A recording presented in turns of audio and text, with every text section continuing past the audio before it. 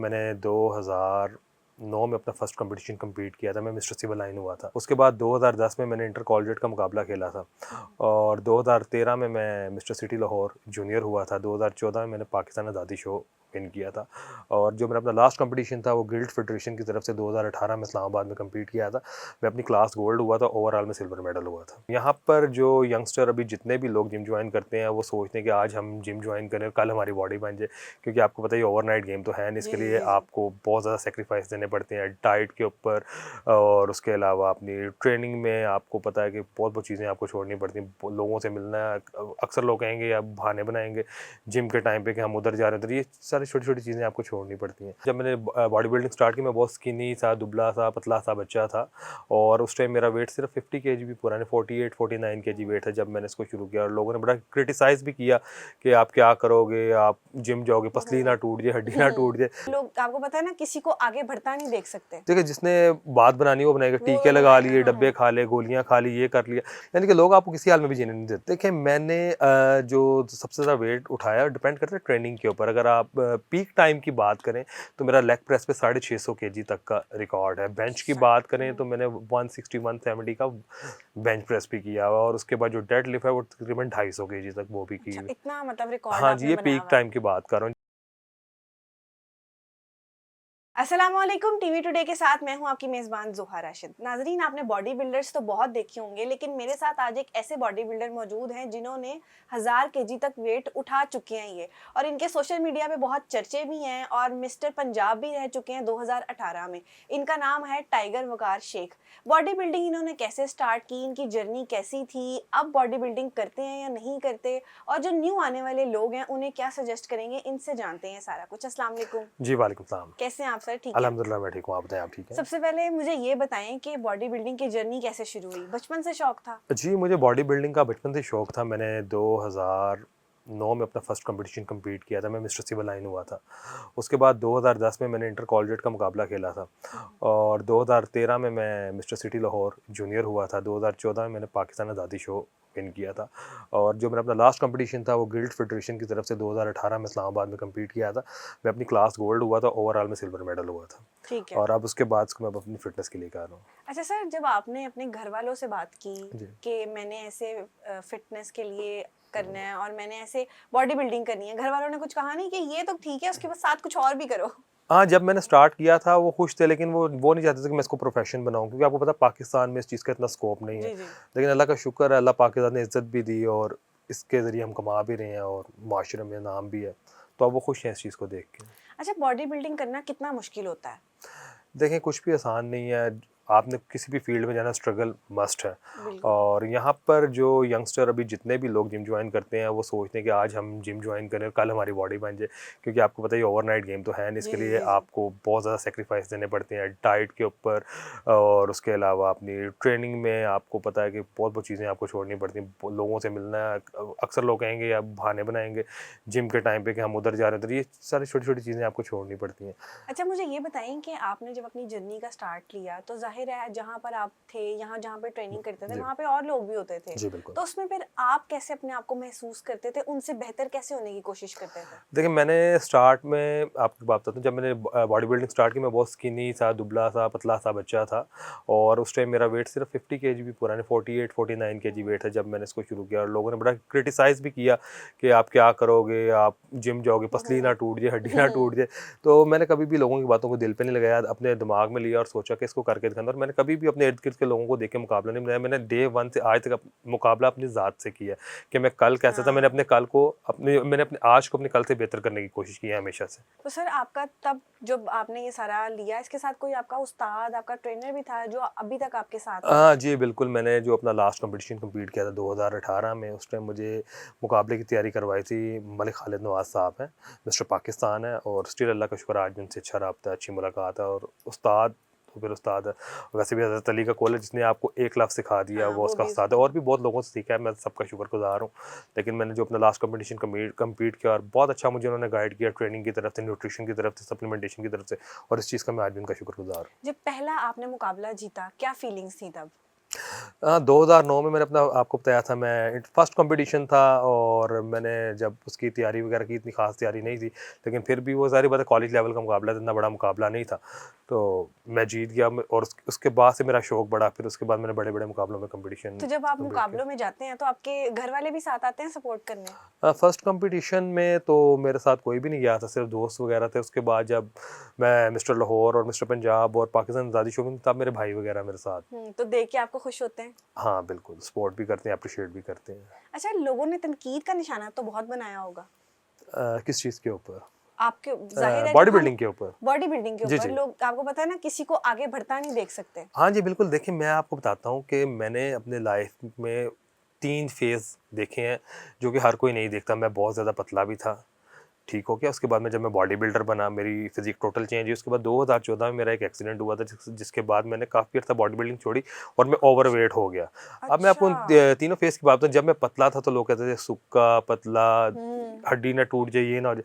जब मैंने body building की, मैं अल्हम्दुलिल्लाह चैंपियन हुआ और अपनी फ़िज़ीक को टोटल ट्रांसफ़ॉर्म किया। तब भी लोगों के, देखिए, जिसने बात बनानी वो बनाएगा, वो टीके तो लगा बनाएगा, लिए, डब्बे हाँ। खा लिए, गोलियाँ खा ली, ये कर लिया।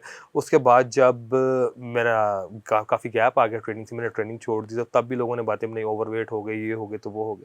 यानी कि लोग आपको किसी हाल में भी जीने नहीं देते। अच्छा, फिर आप ओवरवेट कैसे हुए? क्योंकि ज़ाहिर-सी बात है कि एक बंदा दिन में 3 टाइम अपनी बॉडी को ट्रेन कर रहा है और वो एकदम से बिस्तर पे पड़ जाएगा, आपको एंटीबायोटिक्स लग रही हैं, हाँ। आपको कोई डाइट नहीं है, कोई आपकी वॉक नहीं है, आप बेड के ऊपर ही, आपको ड्रिप्स भी लग रही हैं और आपको डाइट भी आप एक आम बंदे वाली खा रहे हैं और बॉडी को बिल्कुल ट्रेन करना छोड़, तो बॉडी में तो चेंज आएगा आपकी। जब 6 महीने, 8 महीने आपका ट्रेनिंग गैप आएगा, तो ऑब्वियसली हाँ, वो ट्रेनिंग। तो है।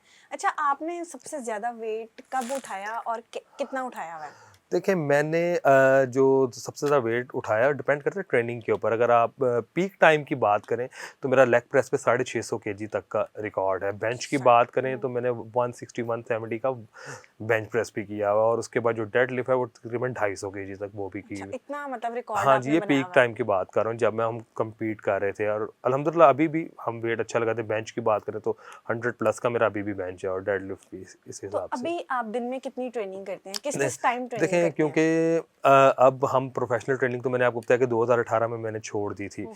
अब मैं इसको सिर्फ फिटनेस के लिए कर रहा हूँ, क्योंकि मेरा फोकस जो था मीडिया की तरफ है और जो आप देख रहे हैं हम्म। जैसे डॉक्यूमेंट्री फिल्म, शॉर्ट फिल्म। अब हमें वो फिजिक नहीं चाहिए जो कि कैमरे में बहुत ज़्यादा बड़ी लगे, ओवर लगे, हाँ। क्योंकि अब सिर्फ प्रेजेंटेबल खुद को रखना है। तो उसके लिए मैं वीक में 3 से 4 दिन ट्रेन करता हूँ, सिर्फ वीक में 3 से 4 दिन। और उसमें मेरी हाई इंटेंस कार्डियो भी होता है, वेट ट्रेनिंग भी होती है। इसको इस अच्छा। तरीके से लेके चल। अच्छा सर, जो बॉडी बिल्डिंग है ये एक पूरी जर्नी है, जी। इसमें डाइट का अहम किरदार है, तो डाइट तो बहुत एक्सट्रीम लेनी पड़ती होगी और इसी के साथ साथ उस पर खर्चा भी बहुत आता होगा। देखें, डिपेंड, अमूमन लोग ये सवाल करते हैं कि बॉडी बिल्डर की डाइट क्या होती है। ये डिपेंड करता है आपकी फ़िज़ीक पे और आपके गोल के ऊपर, आपकी बॉडी की कंडीशन के ऊपर। ज़रूरी नहीं है कि जो डाइट मैंने कंपटीशन के दौरान यूज़ किया वो कोई दूसरा बंदा भी वही करे, क्योंकि आपका जो मेरा बीएमआई है, जो मेरी फैट परसेंटेज है, मैंने उसके अकॉर्डिंग अपनी बॉडी को ट्रीट करना और इनटेक रखना, कैलोरी ग्राफ उस लिहाज से मैंने चीज़ों को लेकर चलना। और जैसे कि आप देखें ना, अगर सिंपल था, मैं आपसे मुख्तसर से अपना डाइट प्लान शेयर करता हूँ। कंपटीशन की जो आखिरी डेज़ में मेरा चाह रहा था, उसमें तकरीबन 24 अंडों की सफ़ेदियाँ, जो हम हर मील के अंदर 6 एग्स वाइट का इंटेक करते थे, उसमें हमारा 250 ग्राम, 300 ग्राम, 400 ग्राम कम से कम फ़िश, चिकन, इसका इंटेक था, जो हम 3 मील्स उसके लेते थे।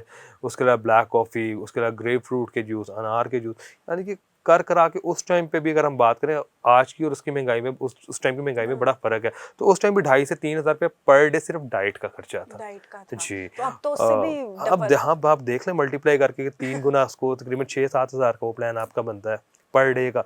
तो उस लिहाज से रिटर्न यहाँ पर नहीं है ना बॉडी बिल्डिंग में, हाँ, अगर आप देखें तो मैं कुछ इसी भी बात नहीं है। पे आने लगी थी कि आपने इतनी मेहनत की, आपने इतने अवार्ड्स भी जीते, कॉम्पिटिशन्स जीते, जी। लेकिन उसका आपको सिला क्या मिला? पाकिस्तान में उस तरह आपको सिला नहीं मिला उसका। जी, बिल्कुल। मैंने फिर एक टाइम आया कि जब मुझे लगा कि अब नहीं, अब बस। क्योंकि मेरे शौक था, मैंने 1 कॉम्पिटिशन खेला, 2 खेला, 3 खेले, 4 खेले, 5। तो उसके बाद फिर जब मैं देखा इसका रिटर्न कुछ नहीं है, तो फिर मैंने सोचा कि अब इसको अपनी मैं फ़िटनेस के लिए लेके चलता हूँ। तो आपने ये नहीं सोचा कि मैं आउट ऑफ कंट्री ट्राई करूँ, वहाँ पर किसी कंपटीशन के लिए अप्लाई किया आपने? नहीं, मैंने आउट ऑफ कंट्री के लिए, सच बात कहूँ तो मैंने नहीं सोचा। मैं उसके बाद अपना थोड़ा-सा इसको फ़ील्ड को, यानी कि बॉडी बिल्डिंग को ले गया मैं अपने फ़िटनेस के लिए।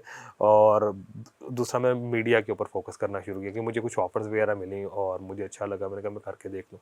तो अल्हम्दुलिल्लाह शुक्र है अल्लाह का, दोनों चीज़ों को लेके जा अच्छा रहे हैं। सर, कुछ लोग होते हैं बॉडी बिल्डर्स, वो बहुत ज़्यादा क्रिएटाइन लेते हैं, प्रोटीन सप्लीमेंट्स लेते हैं, हाँ, हाँ। उसकी वजह से उनकी बॉडी बहुत लटक जाती है, और खुदा न खास्ता कभी ऐसे हमने वीडियोस में भी देखा है कि लोगों की बाजू निकल आती हैं, कुछ हो जाता है, इस तरह के मामलात होते हैं, तो क्या ऐसा रियल में भी होता है? देखिए, बाजू निकल जाना या जिस्म लटक जाना, इसका ताल्लुक सप्लीमेंट से तो नहीं होता। ठीक है। बाजू का टूट जाना, निकल जाना, ये तो तब है कि आप अपनी कैपेसिटी से ज़्यादा वेट को उठा रहे हैं, ठीक है। ईगो लिफ्टिंग कर रहे हैं, जर्किंग करके ट्रेनिंग कर रहे हैं, तो इंजरीज के चांसेस आपके तब बनते हैं। ओके। जिस्म का लटक जाना, के वही आपकी बात आ जाती है कि आप बॉडी को देखें ट्रेन किस तरीके से कर रहे हैं, आपके एंगल ठीक है, टेक्निक्स ठीक है, आपका कैलोरी इंटेक उतना है। ऐसा ना हो कि आप जिम में आके 700 कैलोरीज को बर्न कर रहे हैं, 1000 कैलोरीज को बर्न कर रहे हैं, और आफ्टर ट्रेनिंग आप 1600 कैलोरी का इंटेक कर हाँ, लेते हैं, तो फिर बिल्कुल। आपकी बॉडी क्या करेगी।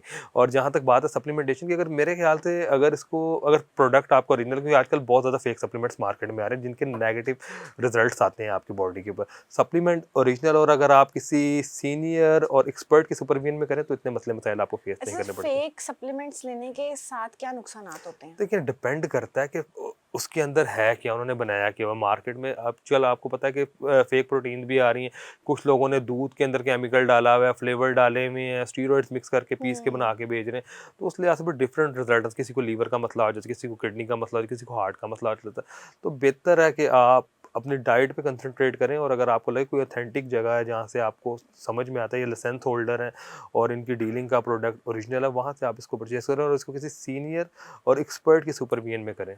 सर, जो न्यू बच्चे हैं जो जिम ज्वाइन करते हैं लेकिन आपकी तरह बॉडी बनाना चाहते हैं, उनको आप क्या सजेस्ट करेंगे? देखिए, मैं यही सजेस्ट करूँगा कि अक्सर लोग आजकल जब जिम में आते हैं, वो गूगल से, फेसबुक से, यूट्यूब से देख के ट्रेनिंग शुरू कर देते हैं। बिल्कुल। उनको जो पसंद आता है, या जो वो बॉडी करना बिल्डर शुरू पसंद आएगा वो देख के शुरू, जबकि इससे कभी भी आपको रिजल्ट नहीं मिलते। आप 4 साल भी ट्रेनिंग कर लें, जब तक आप किसी सीनियर की सुपरविजन में, किसी एक्सपर्ट की सुपरविजन में, किसी सर्टिफाइड ट्रेनर की सुपरविजन में ट्रेनिंग नहीं करते, तब तक आप अपनी बॉडी को ट्रांसफॉर्म नहीं कर सकते, अपने गोल को अचीव नहीं कर सकते। तो बेहतर है आप किसी सीनियर की सुपरविजन में ट्रेनिंग करें, तभी आप अपने गोल को अचीव कर सकते हैं। वैसे आप दीवारों पर टकरे ही मारते रहेंगे, लेकिन रिजल्ट्स कभी भी आपको वो नहीं मिलेंगे जो आप चाहते हैं। ठीक इंजरी है। से भी बच जाएँगे, आप गलत एंगल उठाएँगे, क्योंकि आपको पता ही नहीं है कि आपने बॉडी को किस तरीके से बिल्कुल। लेके चलना है, आपको कैलोरी इंटेक कितना होना चाहिए, आपने किस वेरिएशन से मसल को, किस फॉर्म में वेट को लिफ्ट करना है, किस डिग्री तक लाके मसल को आपने जो है हुँ। स्ट्रेच करना है, स्क्वीज़ करना है, तो आप कैसे करेंगे? अब वो तो वही है ना, अगर वेट उठाने से बॉडी बनती है तो सड़क पे जाते हुए खोते की सबसे हाँ। ज़्यादा बॉडी हो। मैं तो बिल्कुल, अक्सर लोगों को बिल्कुल। यही मिसाल देता हूँ कि वेट उठाना और टेक्नीक से वेट उठाना, दोनों में बड़ा फ़र्क है। टेक्नीक, बॉडी बिल्डिंग नाम है टेक्नीक, एंगल, वेरिएशन, उसके बाद वेट। ठीक है, और आपने इन सब पे अमल किया तो आज आप इस स्टेज पे जी, हैं। बिल्कुल, मैं तो समझता हूँ, देखिए मैं क्या, बड़े-बड़े बॉडी बिल्डर आप देखें, ओलंपियाज़ हैं। आप आर्नल्ड से बड़ा बॉडी बिल्डर तो हिस्ट्री में नहीं हो सकता, वो एट द एज ऑफ 74 भी ट्रेनर की सुपरविजन में ट्रेनिंग कर रहा है। हालाँकि आर्नल्ड को ट्रेनर की क्या ज़रूरत है, मुझे आप ज़रूर खुद है, बताएँ। बिल्कुल। जितने नए ओलंपियाज़ आ रहे हैं, सब लोग ट्रेनर की विदाउट ट्रेनर पॉसिबल ही नहीं है। टीचर के बगैर आपकी रहनुमाई हो ही नहीं सकती, आप किसी बिल्कुल, भी इदारे बिल्कुल, में चले जाएँ। बिल्कुल। ठीक है, जी, बहुत शुक्रिया सर, थैंक यू। जी, वेलकम। तो नाज़रीन, ये हमारे साथ टाइगर वकार शेख मौजूद थे और उन्होंने बहुत अच्छी बात की कि टीचर जब आपके साथ होंगे तो वही आपकी रहनुमाई कर सकते हैं। इसी तरह जब आपके साथ ट्रेनर होगा, वो आपको बता सकता है कि आपने अपनी बॉडी के लिहाज से, अपनी हाइट के लिहाज से, अपनी बॉडी स्ट्रक्चर के लिहाज से क्या ट्रेनिंग करनी है, किस तरह आप इंजरीज से बच सकते हैं और किस तरह बाकी मामलात से बच सकते हैं। तो अगर आपने भी जिम जाना है या ट्रेनिंग करनी है, तो ज़रूर इस चीज़ के ऊपर का ध्यान रखें कि आपके साथ कोई ना कोई टीचर हो, कोई आपको गाइड करे, क्योंकि अगर आप खुद यूट्यूब से देख के या किसी सोशल मीडिया बिल्कुल। प्लेटफॉर्म से देख के कुछ करेंगे तो खुदा ना खास्ता कुछ भी मसला हो सकता है। इसी के साथ अपनी मेज़बान ज़ुहा को दीजिए इजाज़त। अल्लाह हाफ़िज़।